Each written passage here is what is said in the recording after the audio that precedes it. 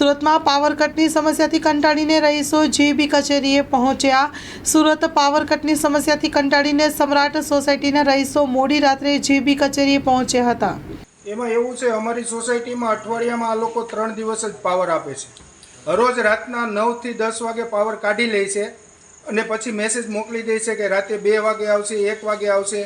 અને અહીંયા ઓફિસ પર કોઈ ફોનમાં રિસ્પોન્સ આપતા નથી। મોદી સાહેબને ફોન કરીએ તો એ એવું કહે છે કે અમે કામમાં છીએ, કોઈ સંતોષપૂર્વક જવાબ આપતા નથી અને એની રીતે દાદાગીરી કરે છે। આ લોકો ટોરન્ટ કરતાં વધારે પણ યુનિટનો ભાવ લે છે, ફેસિલિટી કોઈ જાતની આપતા નથી। અને હજી તો એ લોકો મીટરમાં સિમ કાર્ડ લાવવાના છે, એને મીટરમાં સિમ કાર્ડ નથી લાવવાના, એને ટીસીમાં સિમ કાર્ડ લાવવાના છે કે ક્યાંથી પાવર કટ થવાનો છે એને પહેલાં એડવાન્સમાં જાણ થઈ જાય એવી ટેકનોલોજી પહેલાં લાવવાની છે।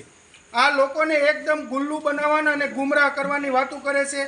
મોદીને ફોન કરો તેમ કે આ સાહેબને ફોન કરો, આ સાહેબને ફોન કરો, તા એકબીજા ખોર એમાં કરે અને પબ્લિકનો કોઈ સામાન્ય માણસનો કોઈ પણ જાતનો આ લોકો સોલ્યુશન લાવતા નથી। અને આ ડેઇલીનું રૂટીન કોઈ પણ આ કારગિલ ચોક ફીડરમાં કોઈ પણ માણસ કોઈ પણ સોસાયટીને પૂછી લ્યો, હરરોજ પાવર જાય, દિવસમાં એક દિવસ પાવર ન ગયો એવો એક દિવસ બન્યો જ નથી।